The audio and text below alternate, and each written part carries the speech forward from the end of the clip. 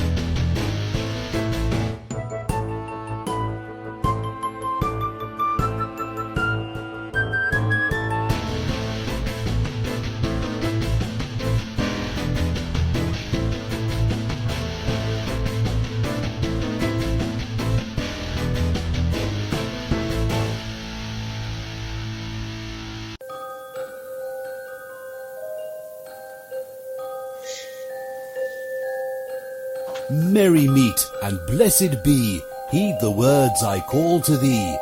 Honour the old ones in name and deed, hearken not to others' greed.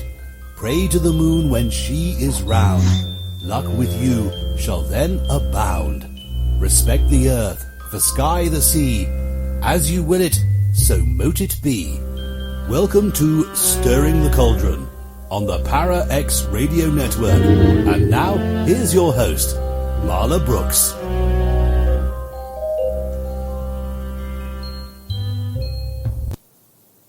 Well, merry meet everybody. It's time to feed the fire under the cauldron and stir up some really good stuff. And I'm pretty sure that's what we're going to be doing. We've got a very interesting 2 hours ahead, so hunker down and get comfortable. The opening song was called Guess Who by Kevin MacLeod, and tonight we're kind of going to be playing Guess Who because Barry and Connie Strohm are here, and we're going to be doing something just a little bit different than when they usually come to visit. We're going to be channeling spirits of your choice. It's something that we really haven't done before in quite this way because we normally have a topic or a spirit in mind, and people will, ask about loved ones and stuff. But tonight we're going to try and bring in spirits that you, the listeners, have been asking for all week. Some of them are household names. Some have made headlines. Some have been involved in some of the biggest news stories worldwide. Some are historic figures. So we have those requests and we have the questions ready. And Laura, Barry's channel on the other side, will do her best to bring in those who have been asked for, actually. And if they're available, Barry will check in with them so he knows that he can repeat their words, and then I can ask the questions. And for those of you in the chat room, you can also add questions to those that come through. Just send me a private message in chat, because if you do it in regular chat and people are chatting away, I could easily miss it in the blink of an eye. So private chatting is the best way to go. So that all being said, Barry, Connie, welcome back. Thank you for having us. Well, we're here. Yeah, and you said it's kind of crowded in that room today, huh? Yeah, it's like standing room only in here. We were talking to Laura before we started. She said it was going to be difficult, but we've got a bunch of spirits here. We'll see what happens. I kind of have the feeling that people were looking over my shoulders when I was making notes, and they're always very thoughtful, and they get ready for us, right? They always know a lot more than I do. I can clue that. And nobody smacked me upside the head, so I think that, the people that we're going to try for are okay. And if you're in the chat room and you want to ask a question, one of the things that we're not bringing in are lower level spirits. So if you want to talk about Adolf Hitler or God knows who, that are down at the lower level, we're not doing that. We're not opening any doors for that. But, anybody else is pretty much fair game. And, I think that we've got some famous figures, questions and responses all across the board. I mean, we go from, at the moment, Joan of Arc to Freddy Mercury from Queen and everything in between. So, alrighty then. There you go. You're going to be rocking tonight. Let's hope. Yeah, you know how to do that thing with your hand, that rocking thing? No pressure here. No, none at all. I'm just going to be sitting back here and enjoying Laughing. it. No, I wouldn't do that because you have too many people on your side. I'm not dumb. But I do want to just take a minute to thank everyone who participated in suggesting spirits that we should bring through, and some really very interesting questions, very intelligent questions for people. So I'm excited to get started. So Barry, do you need to kind of settle in, or do you want me to just... No, I just let everybody knows. I'm going to try to actually speak their words. So sometimes you're going to have a little bit of problem knowing whether it's me or the spirit. But I'll try to let you know what we're doing. Let's try to stay away from personal stuff tonight. Right. Because we want to try to stay general of interest for everyone. And we'll just kind of play it by ear and see what happens. Mm-hmm. Okay, so there's your sage advice. Now, there are a couple of spirits that have been asked for by more than one person. In fact, I just got another one about this. And I really didn't know, I'm not checking up on what's going on with these people, and I don't know maybe all the stories about them. But earlier today, somebody asked me about Bruce Lee, and I didn't really think much of it. I got it mixed up with Brandon Lee, with the gun that wasn't supposed to be loaded. But apparently, and this question came from both these people that mentioned it, can we maybe get in touch with Bruce Lee because they want to know whether he died from what was reported or were there other forces at work? And I don't know. I didn't look to see so much about some of the other forces, but I think I kind of know what they're talking about. So let's see if we can get there and get started. Okay. Marla, is it possible that we have Bruce Lee with us? Laura. Didn't I say Laura? It sounded like you said Marla. Oh, one of those A's. She knows. One of those laws. She knows. Yeah. Yes. He knew you were going to ask for him, and he is actually here and anxious to speak. So let me have him step forward, and we'll have a conversation. Okay.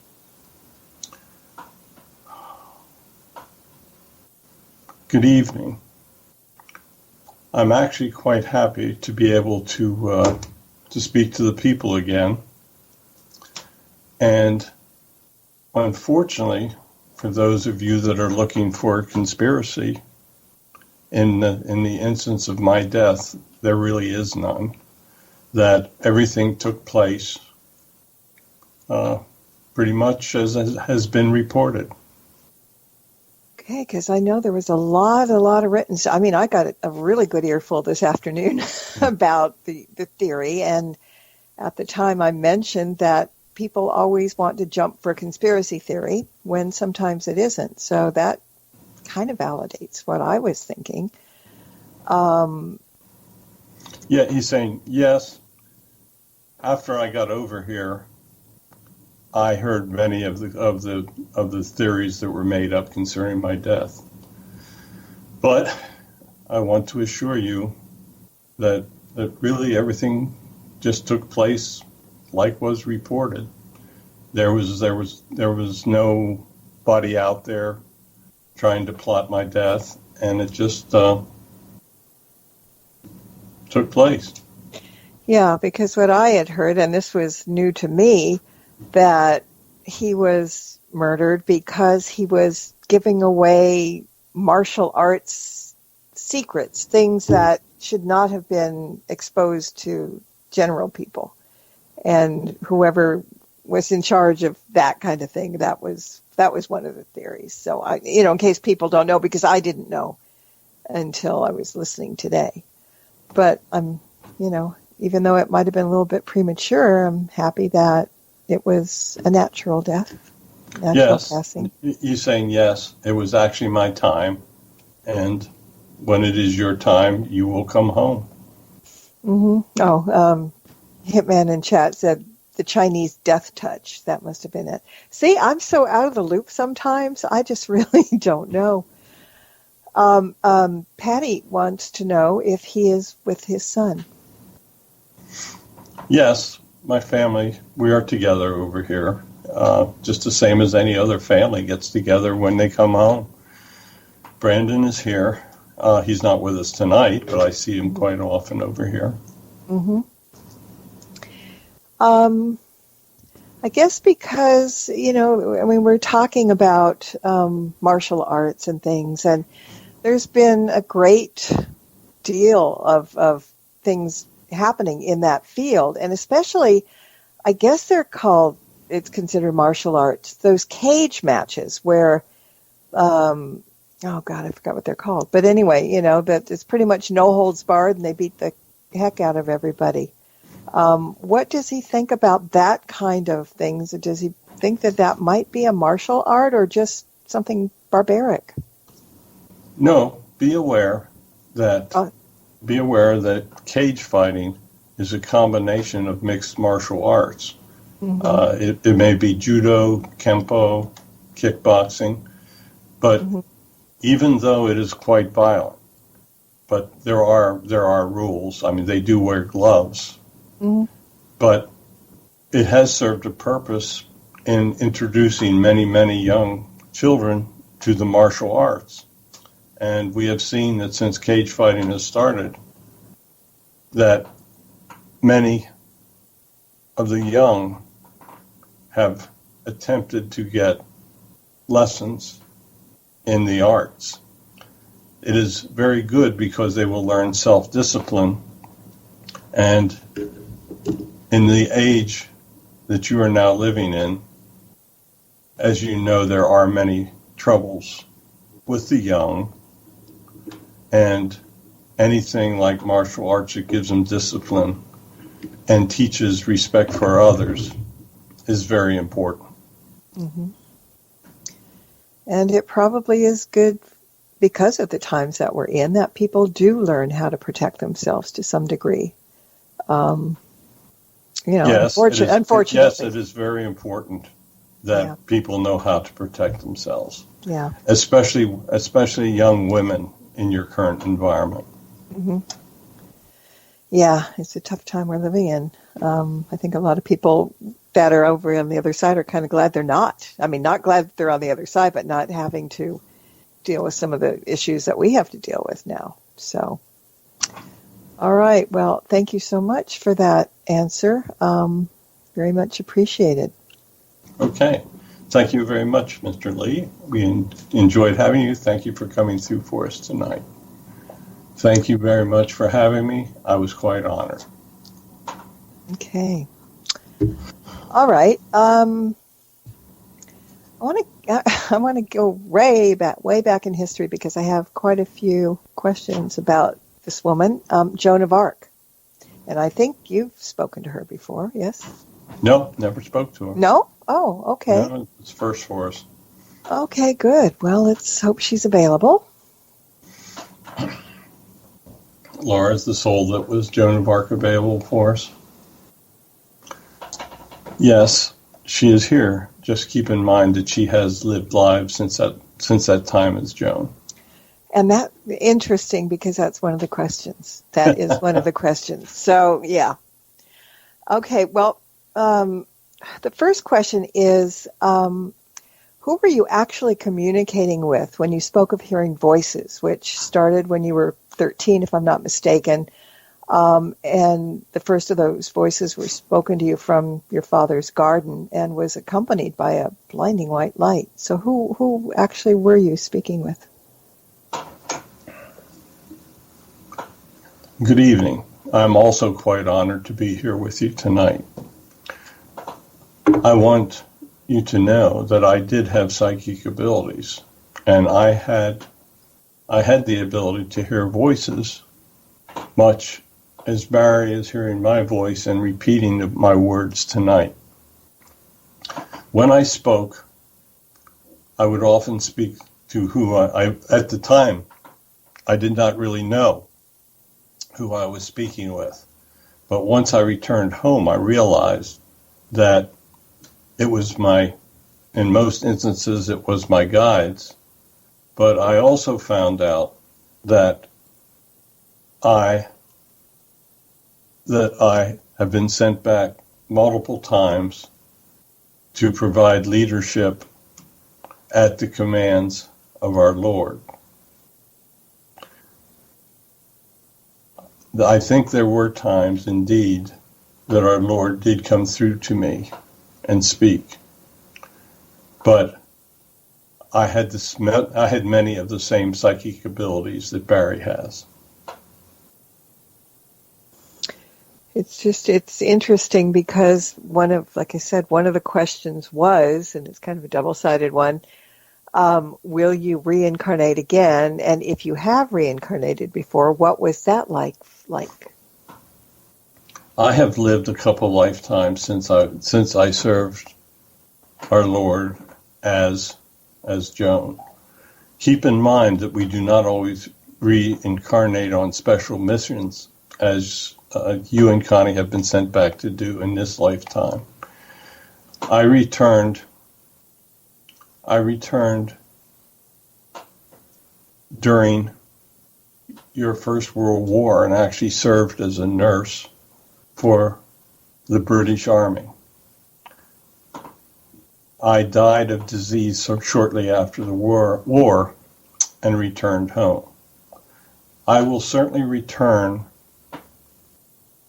any time that my master requests that I come back to serve him. Okay. In the meantime, that brings up another question. In between lives, what is your function on the other side, or do you just enjoy, well, I was going to say enjoy life, that's kind of a misnomer, but you know what I mean. What goes on when people are not reincarnating, when they're up there? When I am on the other side, I am attempting to serve God in any way that he asks me to do it. We often find ourselves attempting to influence souls and to influence individuals that are living incarnate lives back on Earth.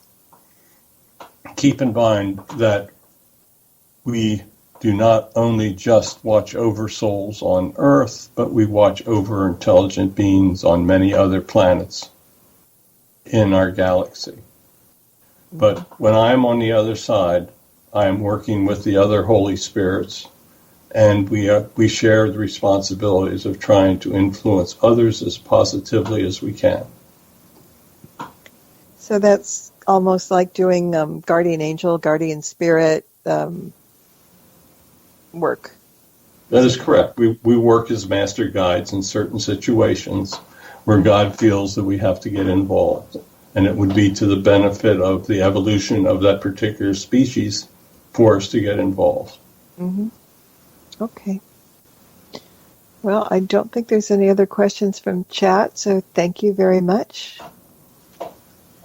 Okay. I have one question I'd like to ask her. Good. Joan, would it be possible for you to do an interview for us on our Speaking to Spirits series? Yes, I would love to come through and speak to you for that series. God has already mentioned it to me, so your request does not catch me as a surprise. So I will look forward to the time when you want me to come forward again. Just let me know. And I thank you so much for allowing me to answer some questions tonight. God bless, and we will speak later. Okay, that's 2 down. Don't keep count. You might run out of fingers, and you'll have to take your shoes off and start counting on your toes or something.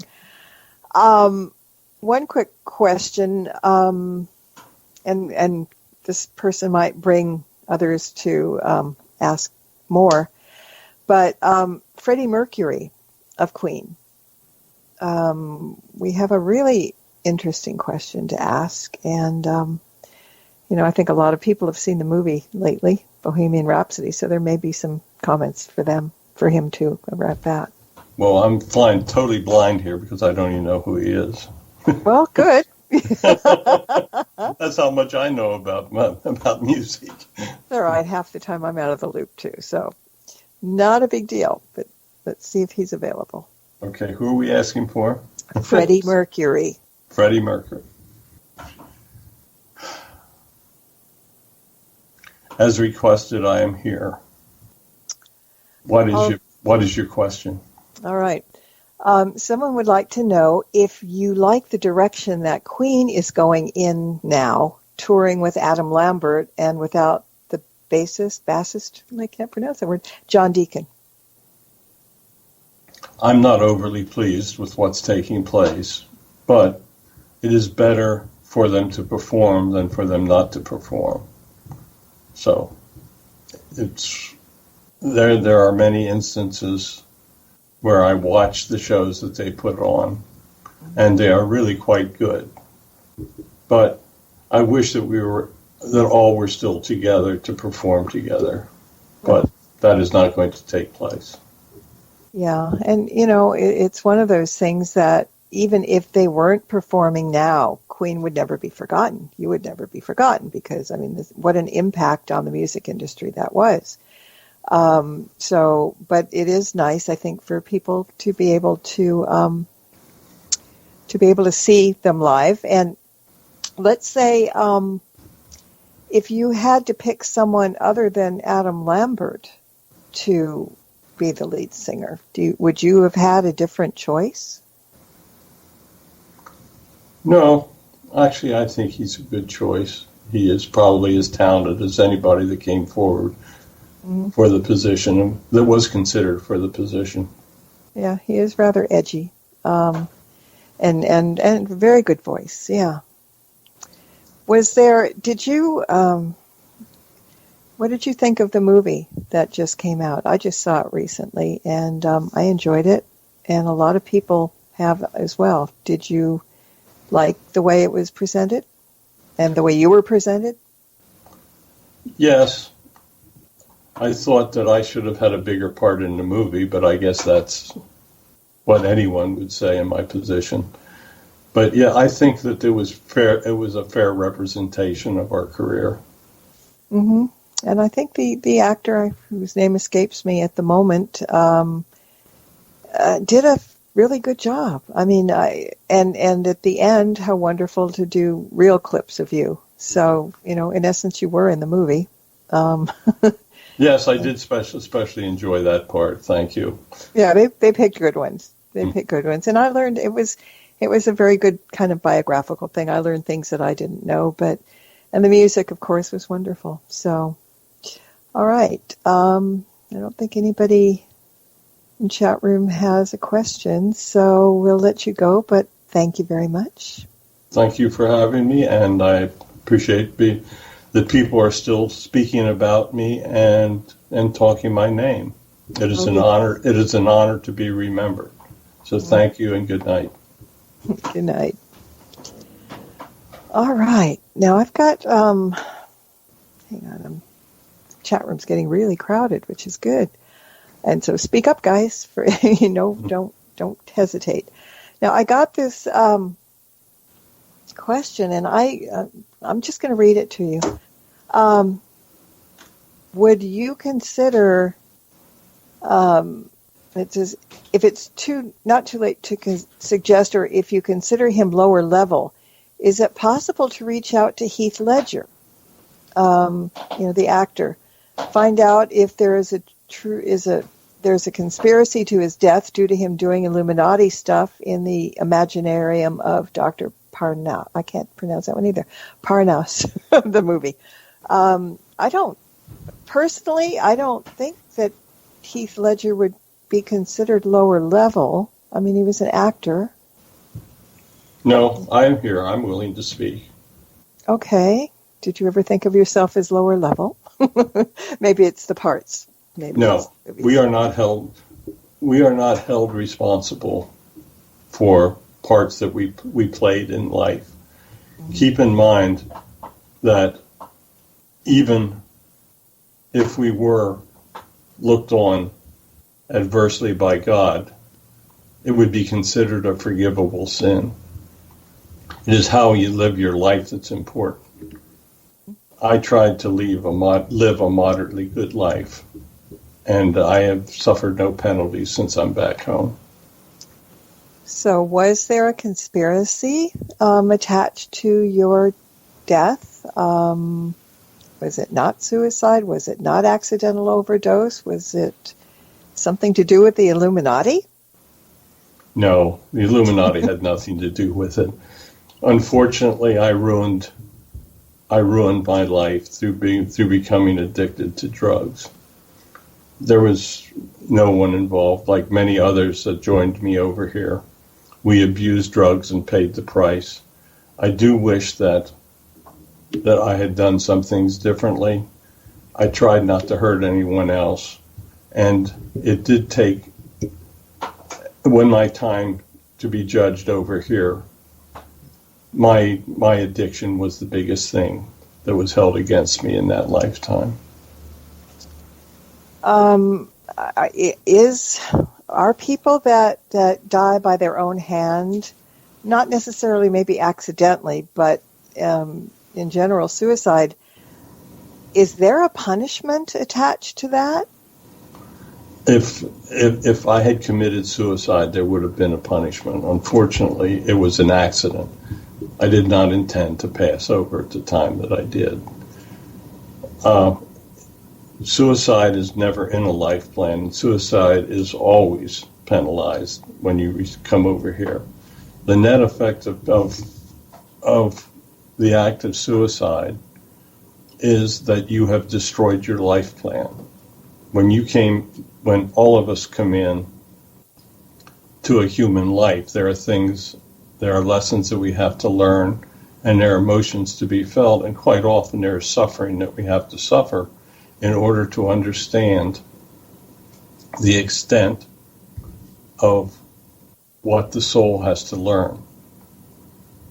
But unfortunately, I overdosed, and that is what created my demise.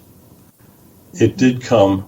I was supposed to have lived more years and had more lessons to learn. But because of my stupidity, I did end my life before its planned end. For that, the next time I come back, there will be lessons that I will still have to learn. And the act of my premature death will have effects on the karma of my future life. Mm-hmm. And it's funny because God gives us free will, and you would think that we would use it to our benefits, not to our stupidity sometimes, for lack of saying better. Yes. God gave us free will, and that is the test that he gave to humans. The human evolution depends on how they use that free will. And I would point out that many are abusing that gift. Yeah, that's very obvious with what's going on these days. Question from the chat room: how are suicide people healed when they arrive back home? Quite often when people arrive back home, the first thing that they have to do is watch the grief that they have caused by their suicide. That is often very traumatic to the soul because they never fully think about the effect of those that are left behind. The guides work with the soul and try to counsel them, but it is very important that the spirit that committed suicide understand the the penalties for what he has done. As I said, the first thing that you do is you watch the grief that you've caused among people that you left behind. Quite often that is very difficult for the soul that has caused the suicide. The guides over here are very good and very understanding, and they do work with the souls. But the net effect is that the individual has wasted a life plan.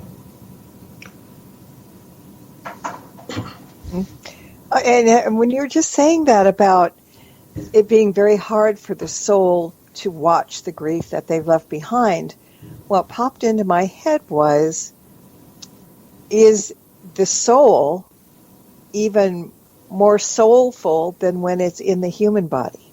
I don't know if that made sense, did it? I'm not sure what you're referring to as soulful.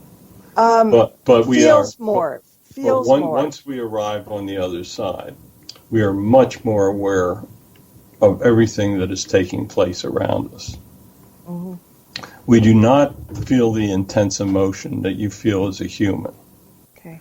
You are kind of above the feeling, that intense feeling, but you also know you also understand far better what is happening back on Earth. So I'm not sure what you mean by soulful. Well, soulful in the sense of feeling stronger than a human might, because once you are over here, your guides give you all the support that you need and the strength.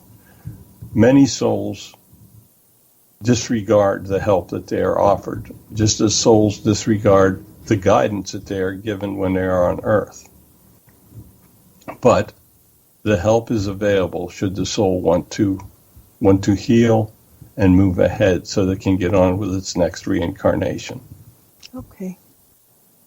All right. Because sometimes people say, well, when you get over there, human matters don't matter anymore. You're not affected by the human condition. You're not affected by, all the emotions that humans go through, that you're on a different level, a different plane, and you see things differently than the human experience. We do see things differently. But for instance, when I saw how my overdose affected some people that were very close to me, I felt great sadness, even though I was over on this side. So that's kind of what I was thinking. But thank you for that. I don't think anybody else has any questions, so we'll let you be. But thank you for coming in. Thank you so much. I want to thank you for allowing me to make some comments. I do hope that even though my death was accidental, I can have influence on anyone out there that is thinking of taking their own lives. Don't do it. You will regret it. And with those words, I would like to say good night. Good night. And I think those people that were meant to hear it just did. Mm-hmm. That's what I think. All right. Let me check it. Something. Okay. Got a question for James Dean. If he's available. Laura, do we have James with us tonight? Yes, we knew you were going to ask for him. Oh, he's still very popular. Good evening. I'm glad that I could come through for you. Well, thank you. We've got a couple of questions for you. And one is very interesting. From someone who's not in chat but sent it over Facebook. Are you aware of how famous you became after your passing? Yes, actually, it truly shocked me. I had some modest popularity when I was alive, but I was never really around for that long a period of time. I guess after my death, people were just looking for somebody to create a very strong image for. And for some reason, and it's not even one that I can explain from over here, my fame after my death was much more than it was while I lived. That's probably right, but it probably wouldn't have been had you not been on the road to greater success had you been around longer. Well, I like to think that I would have been very, very, very famous had I not messed up. But, you know, what I accomplished after I died wasn't that bad. People still talk about me. I mean, I was shocked when they asked me if I would speak to you tonight. As you can see, it's been quite a while, and people are still asking questions about me. You know, there's a strong possibility that had I lived, I would have flopped in my career, and everybody would have forgotten me. So there's many ways of looking at these situations. Yeah, well, not knowing you when you were here, I mean, you were very different than many of the actors. Your attitude was different. Your thought processes were different. You were very independent. And I think that was part of your charm. And that probably would have gotten you far unless, you know, like some people just keep going and going and people are like, okay, you know. But, yeah. And to become so iconic and it's yes, your passing was tragic. I mean, a car accident like that is really a really horrible way to go. But to this day, people on the anniversary of that will follow the route all the way from Hollywood on Vine Street, from that auto body shop, all the way to the accident area. And I mean, it's like a pilgrimage for some. How do you feel about that? I have to admit, I'm kind of amazed by all that. I know that if I was alive, I would never do like that for somebody else. Mm-hmm. I felt, you know, when I lived, I tried to do my own thing, and I felt that in the past, too many actors had tried to conform to what their producers and the money people wanted them to do. So I thought I could find success just simply in being myself, which I tried. Unfortunately, I went a little too fast, and everything ended as rapidly as my car was going. What do you think about the fact that that car has been on display and bought and sold many, many times, the wreckage? Is that something that you think is maybe a little gruesome or not necessary or just part of the mystique of you? I don't know. What do you think? I think it's pretty damn idiotic that anybody would want to buy a wrecked car and keep paying more and more money for it. Mm-hmm. So, whatever, you know, to each his own, I guess. Yeah, well, it just, you know, you've become an icon in so many different ways that, and you know, the car has become iconic as well, I guess, so. Yeah, there's no limit to what people will do today. Sometimes I think it's because they got more money than good sense. But to each, as I said, to each his own. Would you, are you planning to, or would you ever want to come back and reincarnate? Yes, I have every intention of coming back, but I will not reincarnate as a member of the entertainment industry. As I watch everything that is going on today, I'm seeing that people are just turning insane in my industry. Mm-hmm. I wish that some of the old people were still around to try to guide some of these younger people with their attitudes. But no, when I reincarnate, you can rest assured I will not be an actor in my life, in my next life plan. Would you James, I'd like to ask a question. Are you a guide now that you're on the other side? Well, we all try to help people from over here. I don't consider myself a master guide or anything of the sort, but when I see people that are trying to make the same mistakes that I made, I try to offer a little influence. But no, I'm not. I'm in a nice level over here, a nice realm. But I am not willing to make the commitment to be a guide. So you need to offer to be, or sometimes are you directed or asked to be? Is it not maybe your choice all the time? No, I have guides over here as well, and if they wanted me to act as one, they would ask. But it's just not something I want the responsibility to do full time. I'm actually looking forward to the next time I return. I think it's going to be very interesting. I'm enjoying some of your new technologies, watching them from over here, and I think it will be fun to play with some of them when I get back. By then there will be so many more. Yeah. You are correct. You have no concept of what's in front of you. Well, in a way, I'm sort of glad that in 100 years when 100 years when everything is so absolutely different that I won't be around to have to worry about it. But then again, I might be there anyway, and I might be a kid, and I might be picking it up like all the 5-year-olds that can use computers and all kinds of stuff now. You got it. They're far smarter than the rest of us.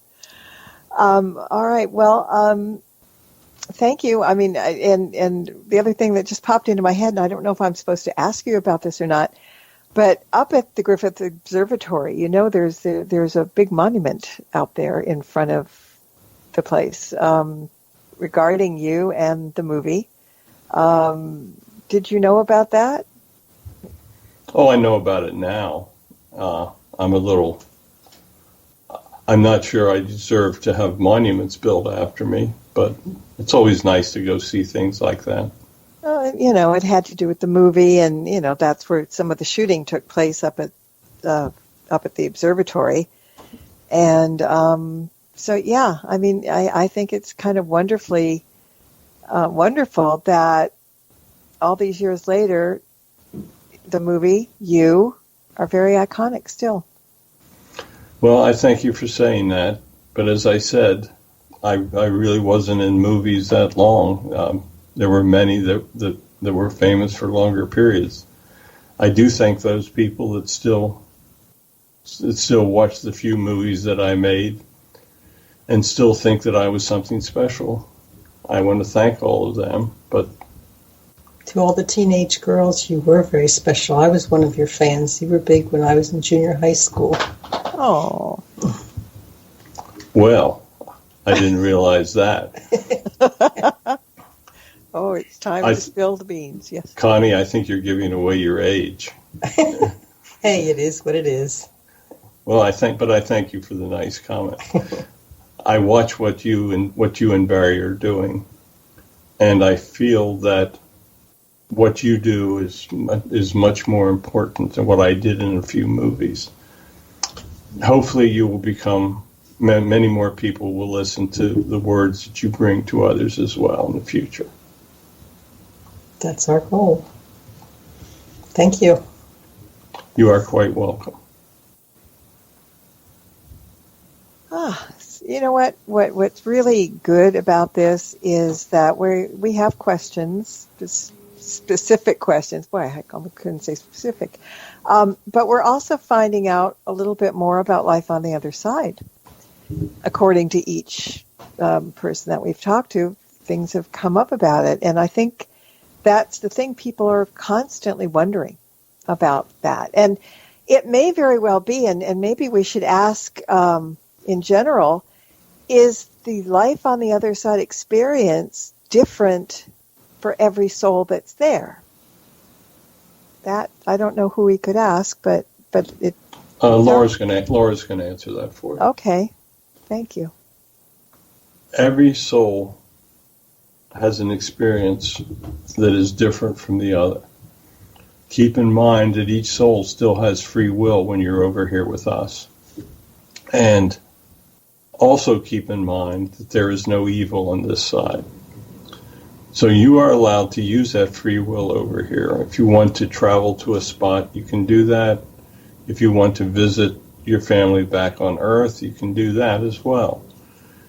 Once you are over here with us in the realms of heaven, you will find that it is the most wonderful place. It is far beyond anything that you can conceive of as humans. Many of your religions speak of a reality of heaven, but none really can come close to describing its grandeur. Once you are over here, and especially when you are in the upper realms, it is beyond any comprehension. You will know companionship with other spirits. You will have the most amazing abilities to go and come as you wish. You can act as a guide and try to help others, or you can simply, if you want to go fishing, you can go fishing. It is beyond any possible imagination that you humans possess. Okay? Mm-hmm. Thank you. It just, things keep popping into my head. I gotta watch that sometimes. All right. I'm going to change things from a little bit serious to a little bit things that people that made us smile. And the first one is Shemp Howard, which was one of the Three Stooges. Shemp and I are old buddies. Go ahead. Are you? Okay, this is good. He's one of the first famous people that came through to us. Wow. That's pretty cool. Mm. And so the question, and we can talk more because you've got more stuff to talk about with him. But one of the question was that they were curious about the circumstances that surrounded his passing, where he was at the time, and just basic information, I guess. Shemp, are you here? Yes, I am here, and I want you to know it is much easier talking to you now than when I had to speak to you on a ghost box. Yes. You put him through that. Uh-oh. Oh, no, we did. I actually devoted a chapter to him in my Afterlife book, and it was based on a ghost box session with him where we had 33 responses from him in one evening on the ghost box. And wow. I actually could use the information for the chapter. Wow. So, Shemp, were you satisfied with what I wrote? Yeah, you did a good job. I wish you could have interjected a little more humor, but it's hard to be funny on a ghost box. What you said was what I wanted you to write. I was glad that my brother was along on that session, and he also would manage to get through some messages to you. But yeah, I appreciate what you did. I thought it took an awful long time to get it in print, as I told you several times when I came through to you before it was published. But now that it's out there, I find that I'm very satisfied with it. I wish that I had waited until we could speak like this. But yeah, all in all, not bad. So what were because I'm not familiar with this, circumstances surrounding your passing? Where were you? Was it expected? I'm sorry to be silly about this, but I really don't know. So I'm trying to paraphrase the question that came in. I died a normal death. We were living pretty high on the hog at the time, and I think I contributed to it. But all in all, people may have thought there was something special about it, but it was my time, and actually I passed on schedule. So you were prepared for it ahead of time, do you think, or? No. I must admit that I didn't totally understand the concept of the powers of our God. I obviously do now that I'm on the other side. I wish that I had done more good things for people when I lived, but I tried to live a moderately good life. In those days, the movie industry was very young, and we did vaudeville, and it was actually a very difficult way of life. And people would have the opportunity to. We drank a lot in those days. We didn't do a lot of the drug things that people do today, which has the potential to really destroy your country. But we lived a good life. There were times that we fought among ourselves, and there were times we didn't get along. But that's human nature. Mm-hmm. So were you always wanting to be in show business? I know you kind of were doing other things before Stooge things, but was that kind of like the family plan? Everybody kind of did that, or what? Yeah, I wanted to be in show business. I enjoyed making people laugh. In my day, humor was a lot different. We could do things that you could never get away with today. For instance, blackface was accepted, and if we walked on a stage with blackface today, we'd be shot. But I truly enjoyed what we did. I enjoyed being with my brother, and I enjoyed the movies that we made as the Three Stooges, and I enjoyed the fame that came with it.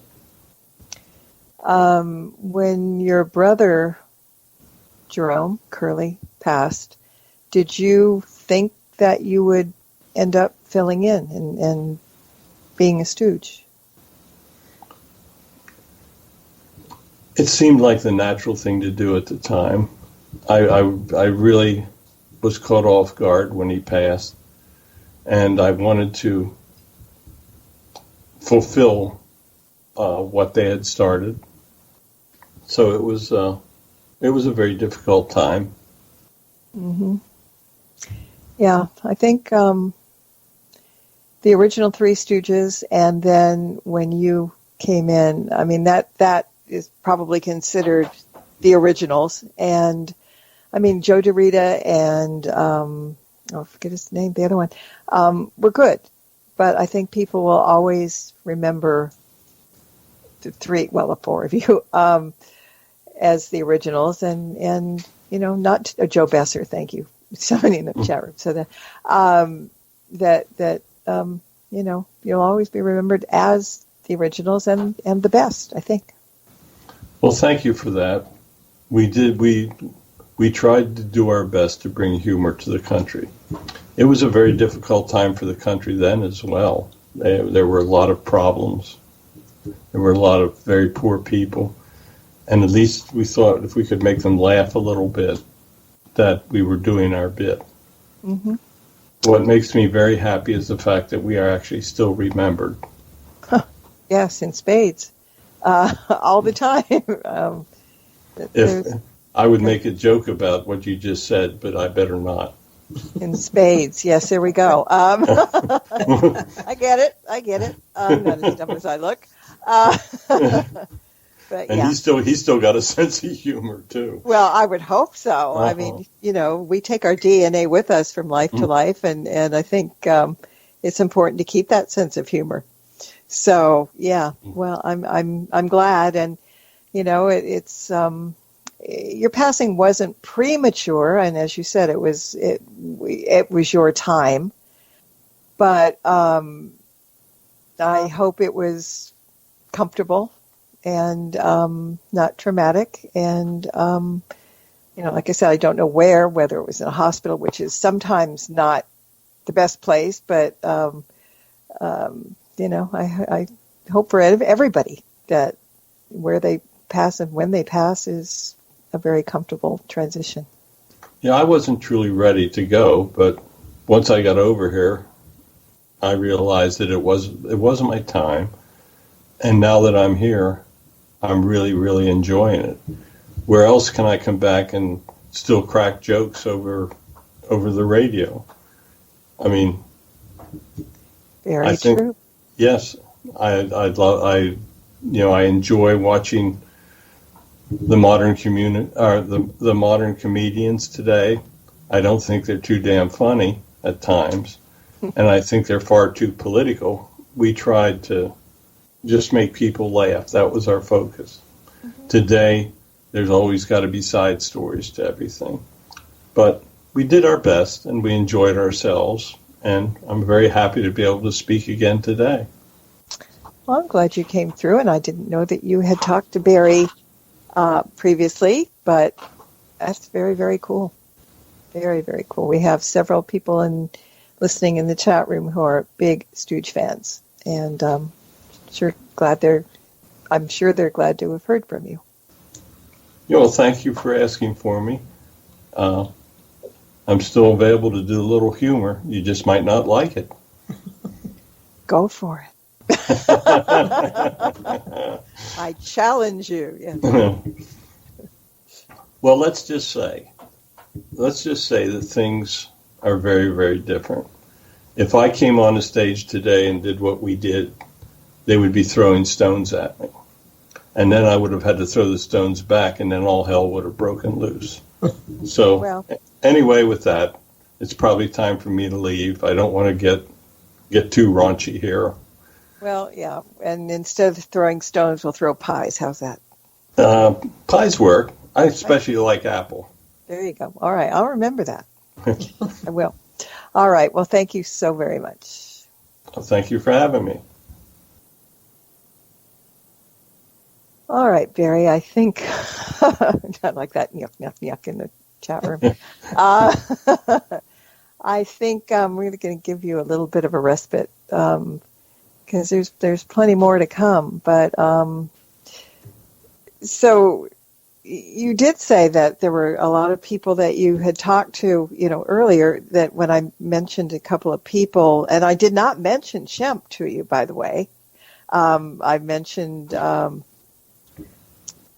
couple of others, but that was really kind of serendipitous. Oh yeah. Because I didn't read that book. I didn't know anything about that. So this was like, whoa, that was very cool. Yeah, we did it on a ghost box. It was phenomenal. That should have been crazy. I mean, two sentences or two words come out, and a ghost box is great, but now being able to speak through channel is way more. We did. Geez, I can't even talk. We did an initial interview with him on the Ghost Box, and then as we progressed, he came through and we talked to him a little bit on the board, and he was very impatient for us to get the book published. He wasn't a real patient guy, but we're all impatient to get those books published. I think I might definitely do a session with him on the Speaking to Spirit series. I think everybody would enjoy him. Yes. If any, what I keep mentioning this, it's on my YouTube channel. Bring it up. And my YouTube channel is my name, Barry Strohm. Just put it in the search. We've got like 65 videos posted now. We've started doing once a week. I post a session with a famous historical person. This week I posted an interview we did with Gandhi. And next week we're going to post an interview that we're going to do with Marilyn Monroe. But we've done Houdini, Tesla, Kennedy, Ben Franklin, Mary Todd Lincoln. If you want, it's a great place to go learn history because the person that lived at those events are telling you what happened. Yeah. So that's kind of a new project we've been doing. I think it's a good one because there's something for everybody. Maybe that's a better way to put it. You get a whole cross section like what we're trying to do here, and what we're going to try to do right now is we're going to take a break so everybody can take 2-3 minutes, get up, walk around, go to the bathroom, stretch your legs. That's exactly what will be happening here. Thank you. and we'll be back with more famous people from the other side. Stay with us. Stirring the Cauldron will be right back, so don't go away. If you end up with webbed feet, remember, you've been warned. Yeah. It's cool what James Dean came through. Missed an episode of Stirring the Cauldron? Be sure to check out marlabrooks.com and check out the archive. And while you're there, check out Marla's weekly Witches Oracle card reading. Explore the site to find many great resources, such as information on tarot, oracle readings, metaphysical consultations, and links to all of Marla's books. That's marlabrooks.com.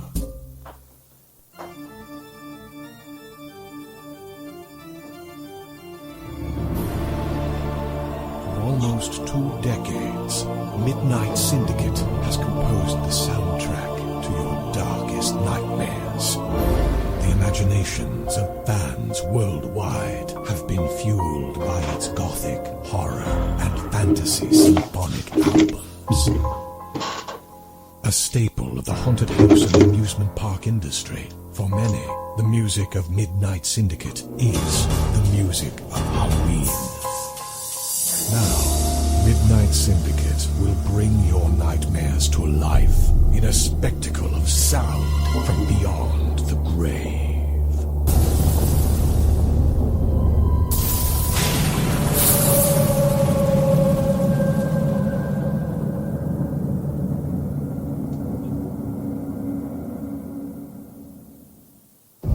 From Haunted Road Media comes an exciting new novel by author Marla Brooks. Soul Connection, a deadly obsession. 2 lost souls, ripped apart by murder in another century, find each other again in the present, only to discover that the murderer has followed them through time. Can their love save them, or will history repeat itself?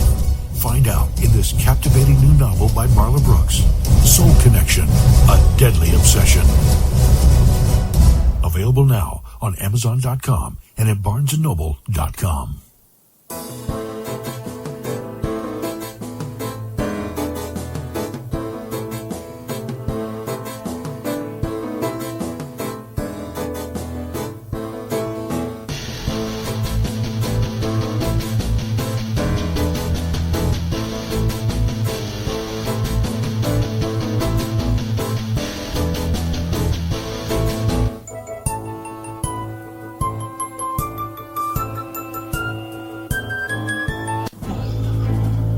Welcome back to Stirring the Cauldron. Once again, here's your host, Marla Brooks.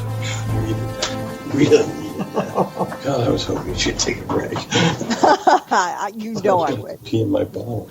There you go.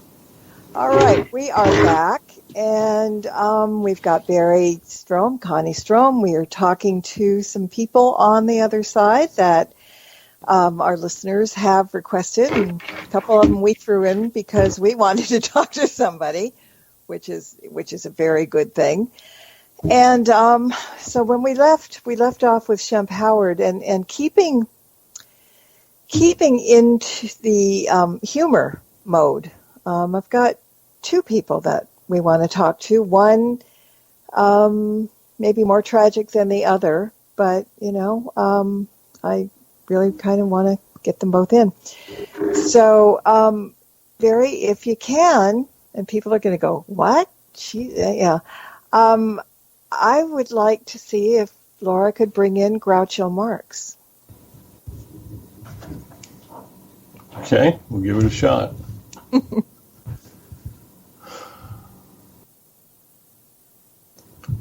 Okay, you've asked for me. Here I am. There you go. All right. I think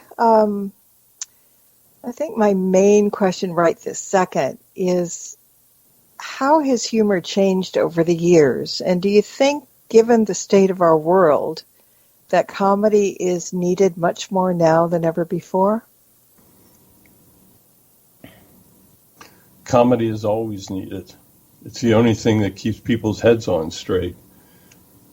I tried to make people laugh, and I still meet with Shemp over here, and we talk a lot. Right now, your culture is, I almost said a bad word up. He did say that would be Groucho. This is good. Go ahead. No, he said it. I caught it. I beeped. Today, your so-called comedians aren't even very funny. At least in my day, we made people laugh. And we would pick on your politicians, sure. But we wouldn't get so damn nasty that everything was personal. We made people laugh. I mean, sometimes we would insult them, and they would laugh at what we said. Sometimes they'd get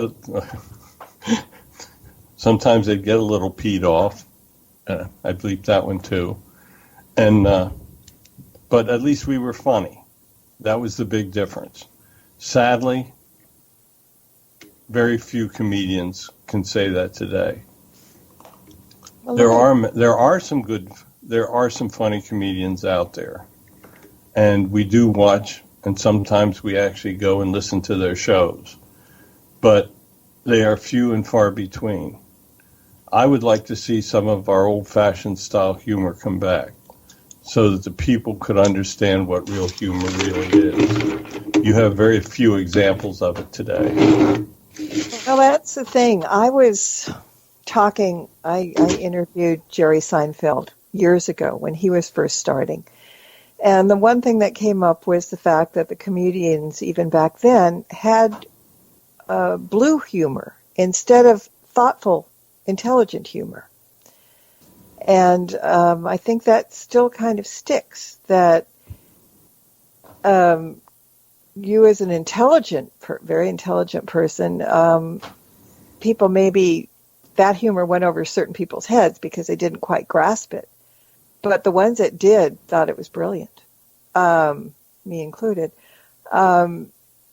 So that type of humor, it was sight gags, it was very common everyday things made into something a little bit bigger. That's kind of how I see it. And take Harpo, for example. Didn't have to say a word. And look how successful he became from not saying a word, That was good old-fashioned humor, I think. Yes, there should be more of it. Unfortunately, I don't see any time in the near future that good old-fashioned comedy will come back to prime time. In my day, television was just starting out, so we didn't have a lot of preconceived ideas of what should be taking place. We could pretty much experiment, say things. We knew morality was much different in those days. We knew there were words we couldn't say, and there were things we couldn't do, especially when we were on the air. But we actually made people laugh. When my show was over, people were still laughing when they went out the door. Today, when you go to some of these shows, all you do is people are furious when they go out the door, which destroys the whole idea of good old-fashioned comedy. I wish people would step back and understand that we are all humans and that we need to get along. Comedy helps people get along. Unfortunately, it has been subverted and no longer has its true intent.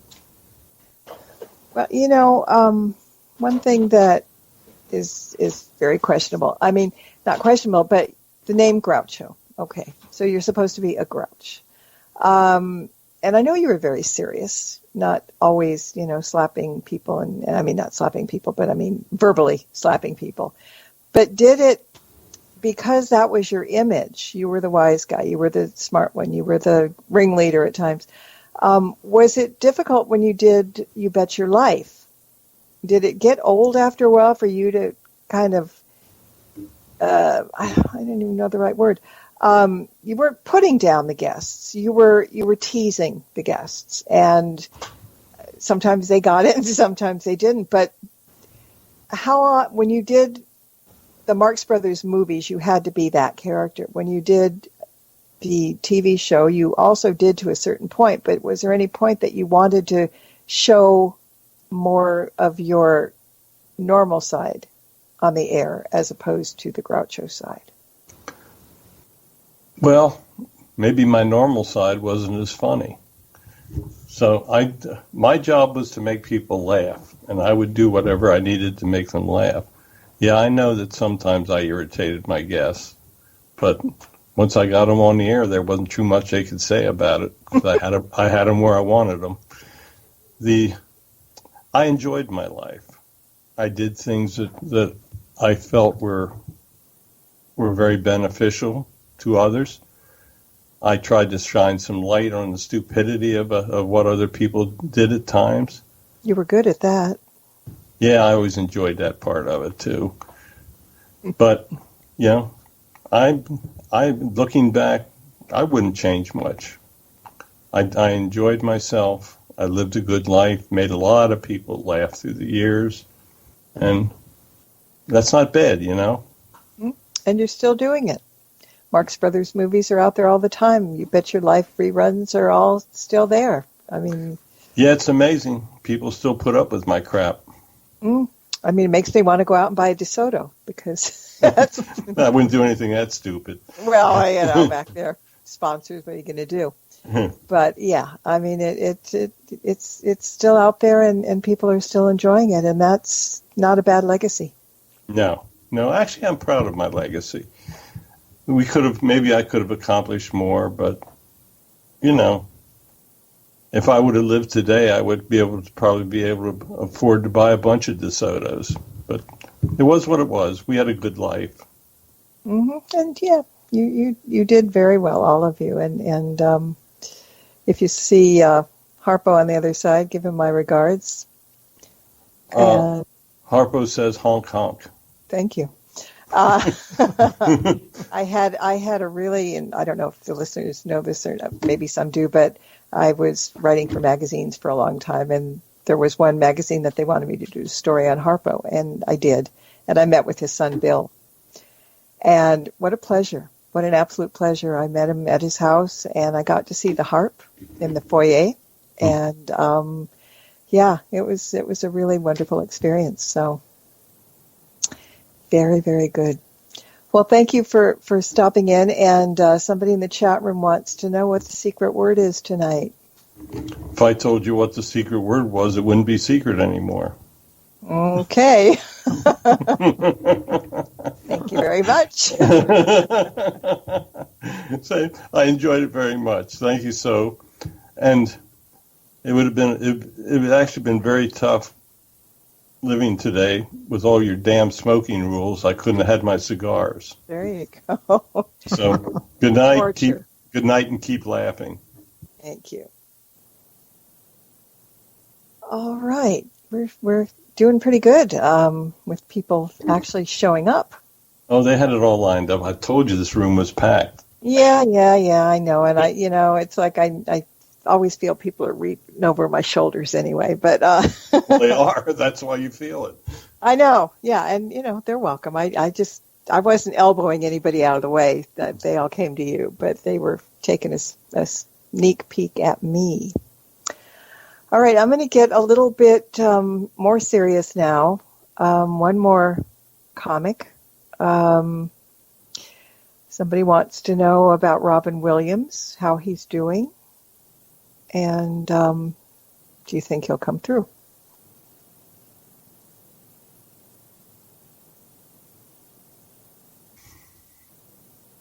Laura's telling me they're going to let him come through.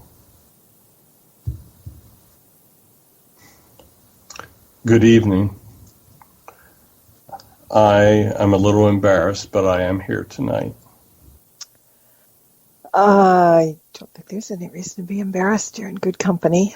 But the question, I guess that the elephant in the room, the one question that was asked right off the bat was, aside from how are you doing now, and we'll get to that in a minute, was it depression or medication that led you to end your life? No, it was depression. Okay. I was diagnosed with a very bad illness, and I just didn't feel I could face it. Even though I put a happy face on, all my life depression haunted me. And even though I appeared funny and happy to people, there was always a black cloud hanging over my head. And finally, things just got too much for me. I couldn't face it. I'm sorry to say that that my body was weak, and I gave in. I just could not force myself to continue and face what I knew was coming down the road for me. It's not unusual for a lot of people. I guess that's why Dr. Kevorkian was so famous for a while, because, people just needed a way out. Yeah, but there's somebody that you won't have to worry about interviewing. No, I don't think I'd want to. That's a little, too much. But so how are you doing now? I'm doing much better. The guides have been working with me since I got over here. I could not believe all the grief and the sadness that I caused, and that was terrible. I could handle what was my problems once I get over here, but I created so much grief among so many people. I truly wish I would have been strong enough, or that I could come back and do things differently. But that's a sad part of suicide. Once you do it, there's no returning, and you have to watch the consequences. I thank all the fans for all their prayers for my soul. My guides have heard them, and they have been working with me. And I can assure you that in future lives, I will not commit suicide again. But it was my life. I was not happy in life. And sadly, I chose to end that unhappiness. Well, unfortunately, that's not uncommon. But, you maybe in some ways people could look at that as being selfish because of the grief that was caused, but other people will say that was the only way out and you didn't do it to hurt anybody except yourself. No, I honestly did not try to hurt anybody. Right. But in retrospect, I really didn't think things through. It was a mistake. And now that I'm over here, I find that actually I was on my life plan. And when I come back again, I'm going to have to go through it again. And this time, I assure you that I won't there was a lesson I needed to learn that I failed to learn. And I assure you that I'm not going to make the mistake a second time. Mm-hmm. Well, so we do learn sometimes when we come back, and it makes us come back less and less. They say, once you learn all the lessons, you don't have to come back and make amends. Unfortunately, there are so many lessons to be learned. You're like on a treadmill, in and out, in and out, in and out. Yeah? Yes, I must admit I'm starting now to adapt to my life over here, and things are starting to get far better for me. I do look back and find pride in all the humor that I did bring to people. Mm-hmm. I often wonder what I could have done if I hadn't had the depression to put up with. Yeah. But I did my best. I tried to be funny, and I did bring humor to a lot of people. So I guess all in all, it's not bad. My total life wasn't wasted. No, it wasn't. And like so many of the others that we're talking to tonight, you're going to be remembered. You're not one that's a fly in the night and gone. No, I watch people see my old movies, and I love to watch them still laugh. I must admit, I was pretty funny. Mm-hmm. But sadly, underneath that funny exterior, I wasn't nearly as funny inside. No, it hurts and it's hard, and that in of itself is kind of important to accept, and we can do nothing but move on. Yeah, that's very, very true. As I look back on my life, there's many things that I would change. Especially the way it ended. But sadly, that it as you humans say, it is what it was. Sometime I will come back. I really have no idea what I will be in my next life, but I know that my guides are looking out for me, and that future life will contain lessons that I will stick with and learn. Mm-hmm. That's the whole key. We have to stick and learn to grow. Yes, you are exactly correct. When they first asked me to come to speak tonight, I didn't want to do it. Because why? Because I didn't feel I was really ready to face the public after what I'd done to them.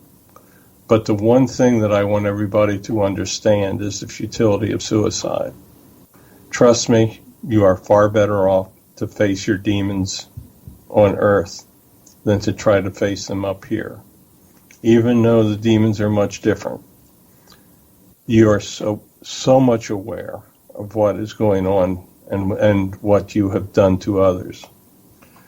The grief that I caused in others is far greater than the pain I would have felt if I would have stayed. Mm-hmm. If you take no other lesson tonight from my coming forward, please do not take your life prematurely.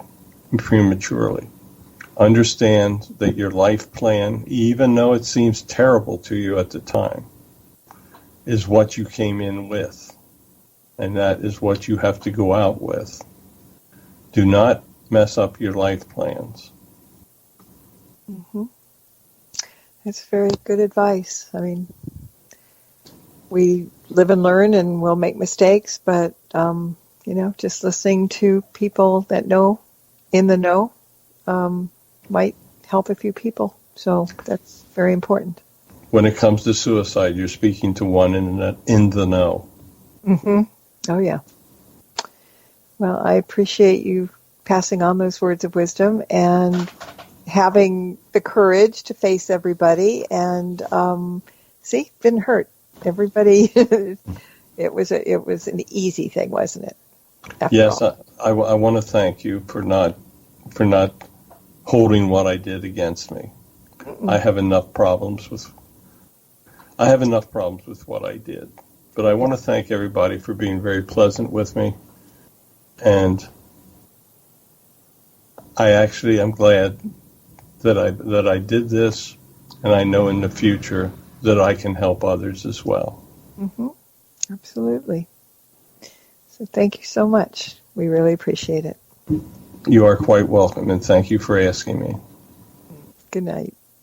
Night. Okay. Got one, Barry, for you. Somebody would like to speak to Padre Pio. And for those who may not know who he is, and I'm sure they do, but he was a friar, a priest, a religious stigmatist. Oh, God, I'm having trouble with words tonight.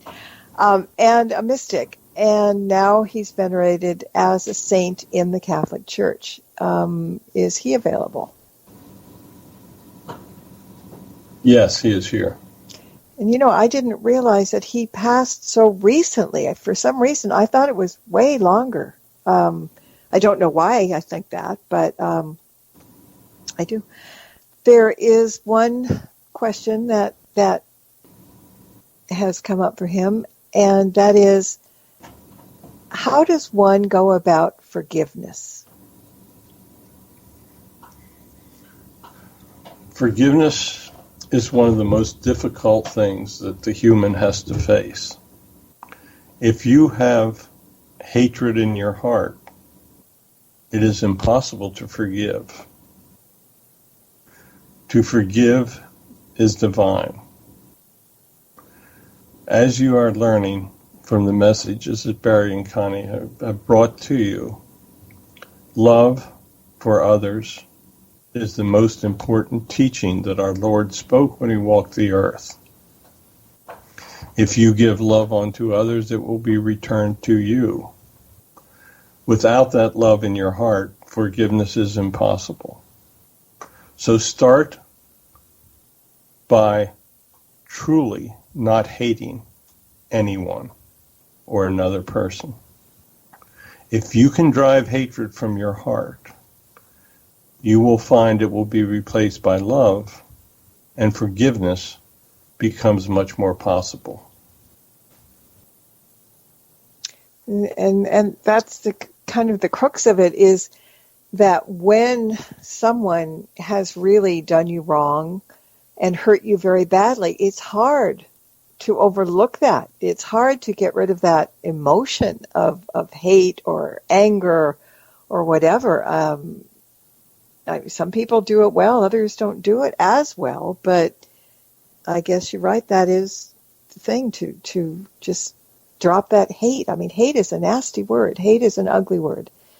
And the emotion of hate is... As we watch from here on the other side, we see that hatred is tearing your country apart. Mm-hmm. Hatred is the one thing that can destroy your great country. Know that if you do not follow the teachings of our Lord and find love in your hearts, your evolution is truly in danger. You now have the ability, through your weapons of mass destruction, to destroy everyone on the face that walks the face of your earth. That is the penalty of hatred. If you do not eliminate that hatred, there can be no good future for humans. When our Lord walks the earth, he spoke very simply of love. He never spoke of fear, and he never spoke of hatred, other than to tell the people the dangers that hatred held for them. Know that a message of love is the only thing that will succeed. Forgiveness comes with love. Once you learn to love, you will find that forgiveness becomes much more simple, no matter what that person has done to you. Sounds good. It sounds easy, but I think we just have to open ourselves up and stop using the word, I can't forget that. I can't change this emotion. I can't. Can't is the most destructive word in the English language, I think. Yes, it's been I'm speaking as myself now. Yeah. It's been one of the most difficult things that I've had to face. I mean, we all have people that have done a lot of terrible things to us. And through my business career, I've had a lot of people did some early bad things to me that cost me an immense amount of money. Mm-hmm. But I can honestly say that I don't hate anybody anymore. Right. I have found that I truly love God in my heart, and I simply try to pass that on as best I can. And I can tell you that forgiving others is very, very difficult. Because I've been in contact with a lot of people through my business career. Mm-hmm. But you got to do it. That's the only answer. Yeah. And if you want to do it badly enough, you can. Question for the Padre just came in. She wants to know what he thinks of the church today. The church today, now that I'm on the other side and understand much of what is going on, breaks all of our hearts. We have watched the pedophiles drive the membership of the church to much lower levels. These people have done almost irreparable harm to our wonderful church and institution. It is only now that the fathers of the church are beginning to take meaningful action. Unfortunately, so much damage has been done that it is almost inconceivable. It is our hope that the church will be able to rebuild itself, but it will be very, very, very difficult. The future has many uncertainties for the Catholic Church. We will try from over here to bring our influence and guidance to those that are in charge. But there are so many instances where the individuals in charge of our church are not doing God's will. Until that changes, the future of the Catholic Church is very much in doubt. Sad but true, I think. But maybe all is not lost yet.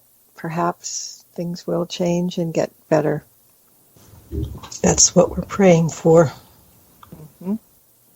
You guys have any questions for Padre Pio? Father, what is your opinion of the current Pope of the Catholic Church? We feel over here that he is doing considerable damage to the basis of our church. There are many things that cannot be liberalized. For one thing, the church has got to take a firm stance in the killing of the innocent babies in the womb.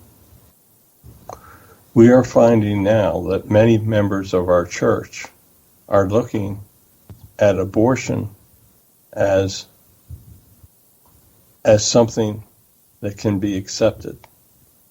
The killing of the innocents can never, ever be accepted. We have watched from over here as our Lord has given Barry and Connie multiple messages. One message that has been very emphatic with is the nature of the terrible sin that people performing abortions will be judged for. They have also said that it is possible for women having an abortion to be forgiven as long as they understand that what they did was truly wrong in their hearts.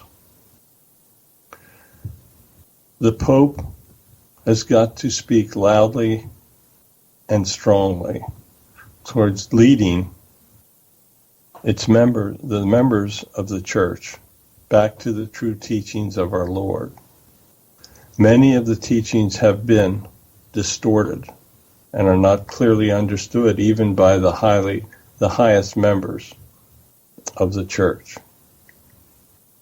Hopefully, they will open their minds and their hearts and do what is right, and the church will be allowed to grow once again. Okay. All right. I truly appreciate you being here, and forgiveness should be the key word here. And hopefully people will take notice and start changing their thought processes a little bit, because it is possible. Thank you for having me. I am always available to speak the words of our Lord. Thank you. Okay, I'm going crazy with more people and more questions, and so I'm trying to get them straight. Got an interesting one. Someone was asking about Martin Luther King Jr. and had a very interesting question. So maybe if he's available.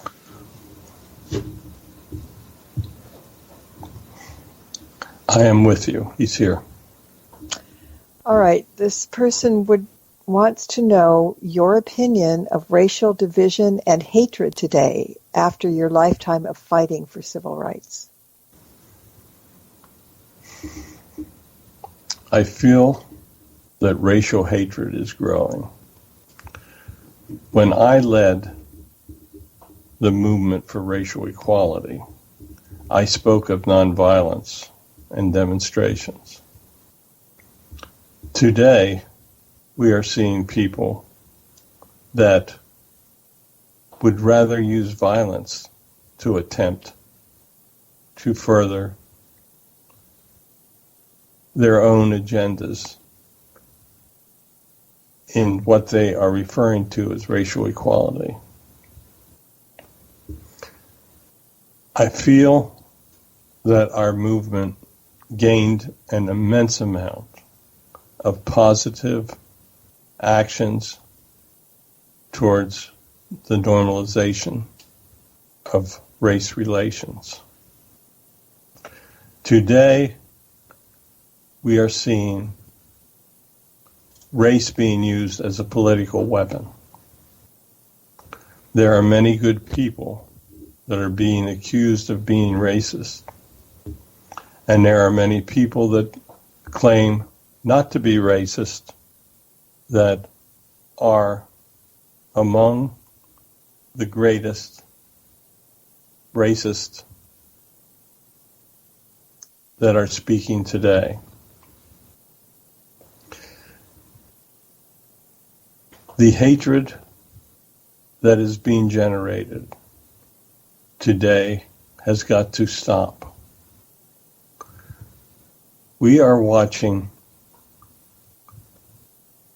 your politicians infer racist actions where the reality of the actions being referred to could not be further from being counter to unity among the races. We are finding today that great progress has been made. There are people of my descent that are incredibly prosperous and that are leading wonderful lives. We are also seeing in the cities the degeneration of the family unit. Without a father raising a child, there are many lessons that are never learned. Today we are finding the poor in the cities having to work multiple jobs in order to simply make ends meet. The black community in the inner cities has been abused now for many years by the politicians. It saddens me to see what is taking place. It should be the goal of everyone in our country to live a good life and to help those in need. The poor communities in our large cities are truly those in need. Once again, I will say that the degeneration of the family unit is one of the largest causes of behavioral patterns that are currently creating hatred and dislike among the races. A poor black youth in the inner city that sees nothing but the joining of a gang as their only way to exist will create crime and hurt many others. I wish that I was still alive today because I feel that I could give positive leadership that would result in helping many of the black youth that are struggling today. Racism sadly, is on the rise. It had been on the decline, but much has happened to change the direction. Hopefully, your leaders will get together and help solve some of the real problems that are causing racial divide in your country today.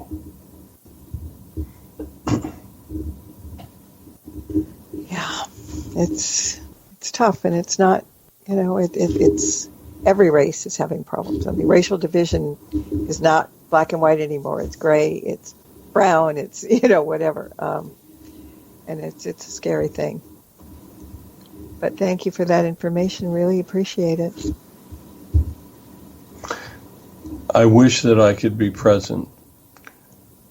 Only the teachings of our Lord will truly help to bring about forgiveness and lead people of all color to truly get along once and for all. Know that the true answer is in following the teachings of our Lord.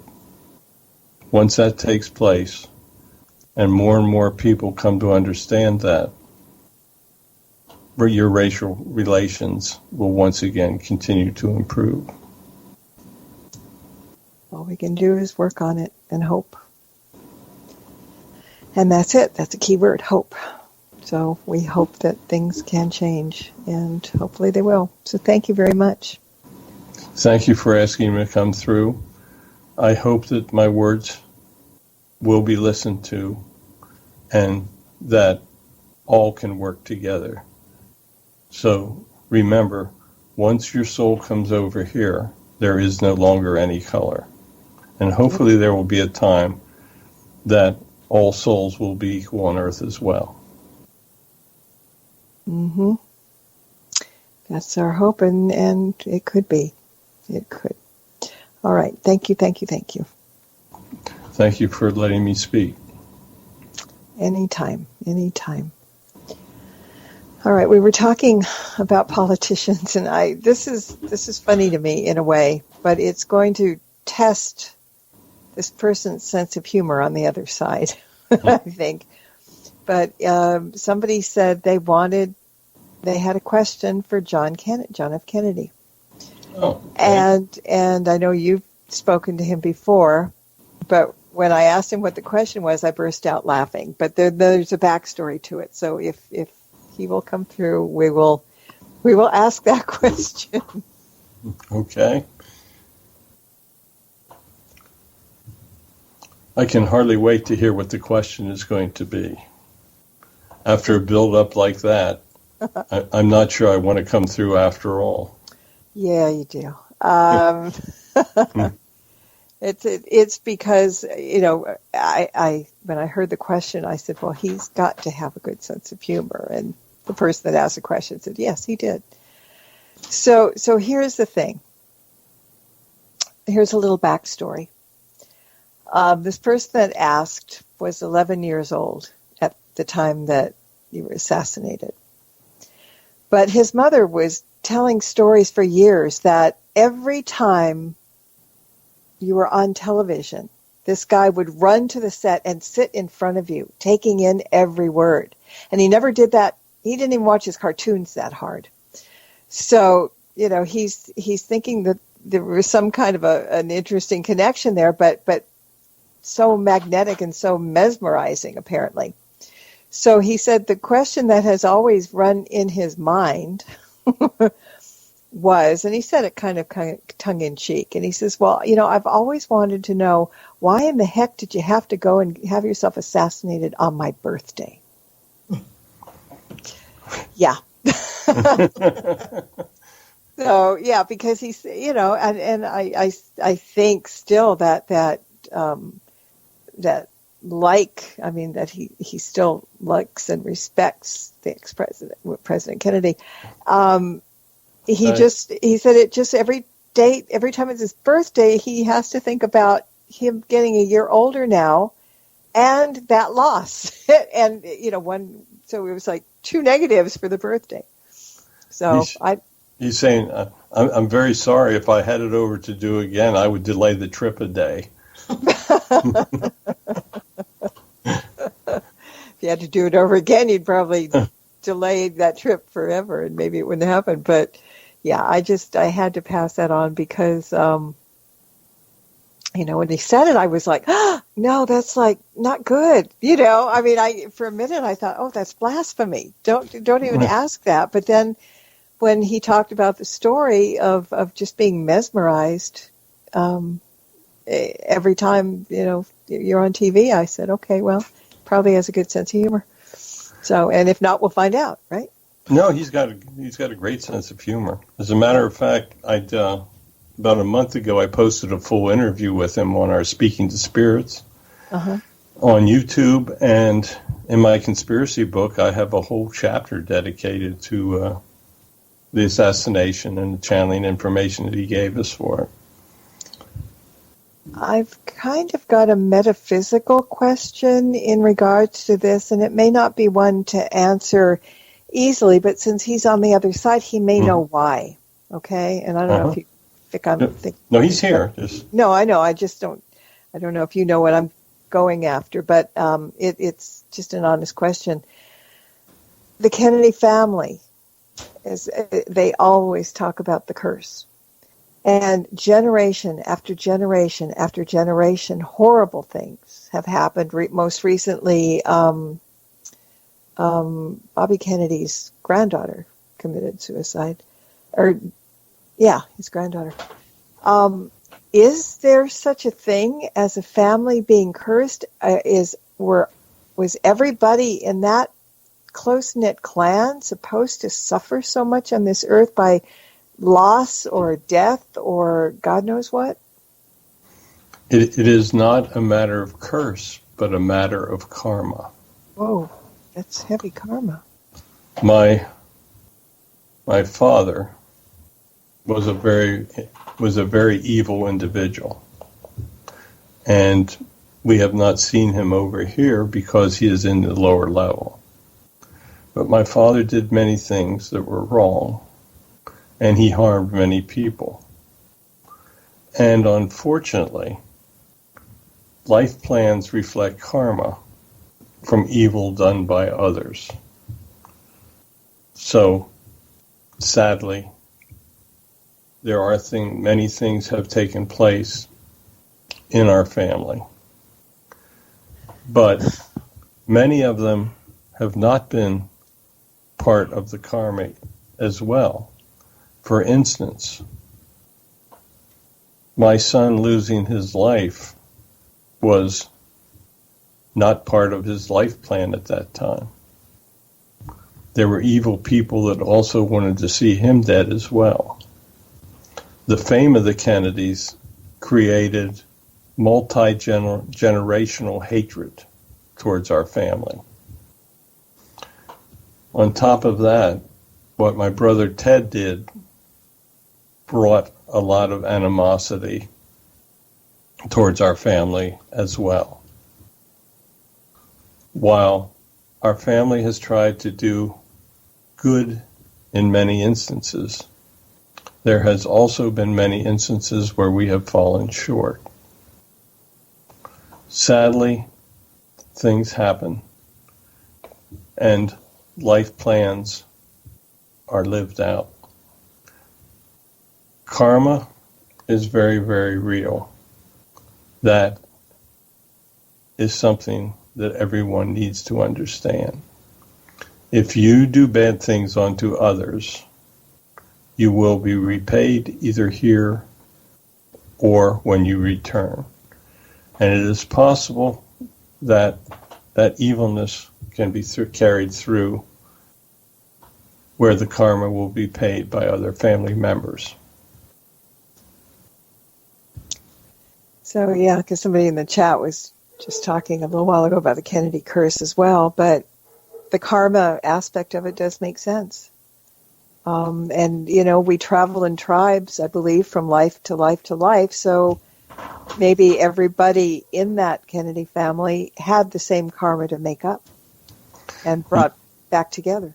Yes, he's saying our soul family is very strong on both sides. Yeah. And unfortunately, we share similar karmas. Mm-hmm. Well, they're also very close-knit, so misery loves company and misery helps each other at the same time. So maybe that's tragic to people on the outside, but works well for what needs to be on the inside. Yes. Part of the message that I would like to leave with you is the message of karma. How you live will affect your future, and there is possible carryover for other members of your soul family as well. Know that, as you have been speaking of all evening, love is truly the answer. Also, one thing that can become an unforgivable sin is greed. Greed for wealth and greed for power can lead to terrible karma. There's nothing wrong with people making vast sums of money, but what is expected is that those people will use those sums of money to do good. I can assure you, you will not bring it with you when you come over here. I was very wealthy, and when I arrived here, I found out that there is absolutely no need for money on this side. I did things in my life that I wish I had time to do over, but I tried not to hurt others. Just know that all of your actions are being observed from this side, and how you live your life will really count in the hereafter. Good words to live by, and a great message to pass on. Thank you very much. Thank you for allowing me to come through. Barry knows that I will always come when he asks. I enjoy being with Barry and Connie. Good. So do I. Thank you. All right. Time's getting a little bit short, but I just can't not ask this question because it made me giggle when I saw it. Henry would like to know, he would like to see if Hopalong Cassidy could pop in. See, it made you laugh too. Yes. Yeah, I was not expecting that one. Laura says I was. I am here. How can I help you?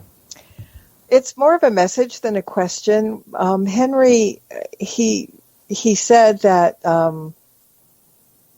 he met your wife at the Hopalong Cassidy Festival about 10 years ago, and he wants to know, did you enjoy making the Hopalong series? Absolutely. I enjoyed every minute of it. There were times that it was hard work, but I worked with many people that I loved and cared for, and I brought a lot of enjoyment to many people. When I made my series, we tried to bring messages to the people that would watch the show. We tried to instill the concept of good guys and bad guys, white hats and black hats. Sadly, today, many of your movies do not bring clear messages. But yes, I thoroughly enjoyed everything that I did. Okay, that's good to hear, and you're still in reruns, and people can catch up with you at any time, and that's a blessing as well. Yes, it's amazing. Still, people still want to watch. I guess there are still folks out there that enjoy the simple life. And enjoy Westerns. I know lots of people that just adore the Westerns, so yeah, that's a genre that will never get old. It was a wonderful time to have lived. I bet it was. Well, thank you very much. Thank you. All right, Barry and Connie, you need a break, and we're just about 5 minutes out from having to toddle off. So, wow, that's all I can say. Nobody didn't show up. They told me they had it pretty well lined up. And there's probably a couple of people in line that we didn't get to, and sorry about that, but we'll have to do it again. But I think we got a lot of good information from a lot of good people. Yes, it was entirely different, and I will tell you from my side, having no idea what's coming next is adds quite a concept to it. I know, it's that anticipation, isn't it? It's like, oh, really? But as you said, they were all lined up. They knew it. So, if anything, the joke was on you. Yeah, really. Well, it usually is. I've learned that. Well, yeah, it's true. But I had my ducks in a row here. I had questions. I had people, and it's really just kind of interesting to hear what the thought processes are of the other side, as I said before, and so many different points of view. And I really think that the chat room will agree with me that we're going to have to do this again. Well, we can do that. I would be happy to. I'll take my energy drink and we'll do it. You'll need it.